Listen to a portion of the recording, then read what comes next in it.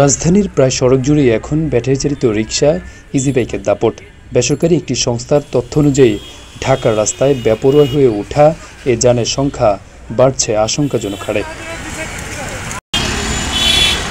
এলাকার অলিগলি ছাপিয়ে সড়ক মহাসড়কেও দুর্ঘটনার কারণ হয়ে দাঁড়িয়েছে ত্রুটিযুক্ত এই বাহন। অনেকটা অদৃশ্য কারণে প্রশাসনও যেন নীরব ভূমিকায়। বিশেষজ্ঞরা বলছেন, রাজধানীর গণপরিবহনকে সুব্যবস্থাপনায় আনাই একমাত্র সমাধান।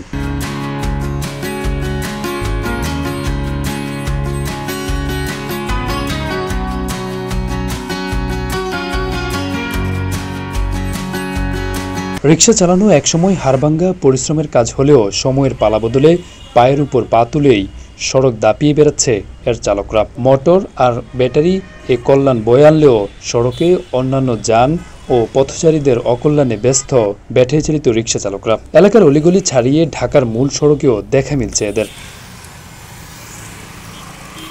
সড়কে অনেকটা গলার কাটা হয়ে দাঁড়িয়েছে এসব ত্রুটিযুক্ত বাহন। নেই নিয়মনীতির তোয়াক্কা, সুযোগ পেলেই ছুটছে উল্টো পথে। ব্রেক ও সাসপেনশন সিস্টেম ভালো না হওয়ায় সহসাই ঘটছে দুর্ঘটনা। এসব ব্যাটারি চালিত রিকশার জন্য পায়ে চালিত রিকশা ভাড়া পাচ্ছে না বলে দাবি করছেন চালকরা। মানে একটা গাড়িতে 4-5টা জিনিস ক্ষতি করছে, একটা অটোতে 5-4টা জিনিস অটো কি করছে, নষ্ট করা হয়েছে। রিজিক হুন্ডা হলো পয়সা পায় না, সিনজি হলো পয়সা পায় না, পায়ের রিক্সাওয়ালারও পয়সা পায় না। 3-4টা জিনিসে নষ্ট করা হয়েছে। এরা ভালো হইব। ব্যাটারিতে তো মনে করেন প্রচুর অ্যাক্সিডেন্ট হয়, হাড় ভাঙ্গে, হাড় মোড় ভাঙ্গে, এগুলো ভাঙ্গে। বদ্ধ করলে ভালো হইব জিনিসটা। এখন তো পেটের দায়ে আমরা তো গাড়িটা চলাতেছি, এখন তো রাস্তা দেখা এখন পুলিশ তো আটকায় না। তারপরও আমি আরও একদিন দুটো পুলিশ তুলছিল রিক্সার, তারা আমি জিজ্ঞেস করলাম, স্যার রিক্সা কি বন্ধ হবে না? সরকার না পর্যন্ত কোনো রেজাল্ট হবে না। আর ইঞ্জিন চালক, ইঞ্জিনের পয়সা যেতে আমদানি আছে জোয়া ঠোয়া খেললে সব শেষ করে দিল। এটা কারা করে রিক্সা করে বিক্রি দেয়, জোয়া খেলে আরো দিন অটো চালায় 1000 টাকা পায়, সব জোয়া খেলে, পায়ে গাড়ি আলাদা কি করে না। পরিসংখ্যান অনুযায়ী এবার ঈদেই 32% দুর্ঘটনা ঘটেছে ব্যাটারি চালিত রিকশায়। এমন পরিস্থিতিতে 2014, 2017 ও 2021 সালে 3 দফা হাইকোর্ট ব্যাটারি চালিত রিকশা বন্ধ ও আমদানি নিষিদ্ধ করলেও এসবের সংখ্যা না কমে বরং বাড়তে থাকে। সবশেষ গত বছরের নভেম্বরে হাইকোর্ট আবারও 3 দিনের মধ্যে ব্যাটারি চালিত রিকশা বন্ধের নির্দেশ দেন। তবে চালকদের বিক্ষোভের মুখে পিছু হটে সরকার।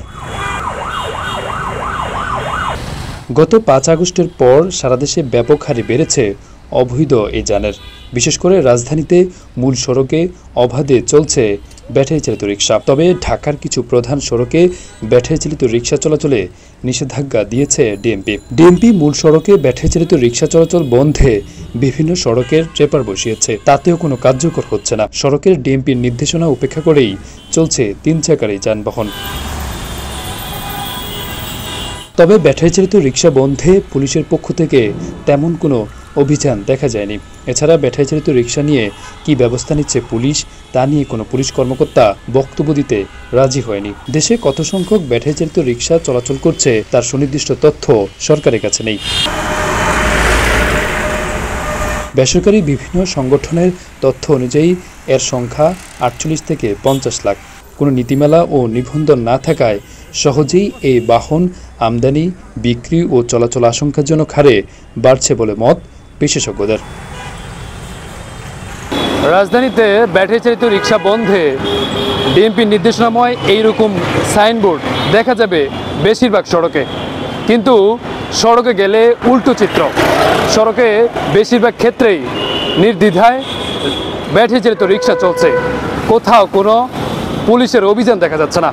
কিন্তু সাধারণ মানুষ মনে করছে দ্রুত সময়ের মধ্যে প্রধান যে সড়কগুলো রয়েছে সেই সড়কগুলোতে ব্যাটারি চালিত রিকশা বন্ধ করতে হবে, না হয় প্রতিদিনই যে দুর্ঘটনা ঘটছে তার কবলে পড়ছে সাধারণ মানুষ। আরাফাত হোসেন, যুগের চিন্তা, ঢাকা।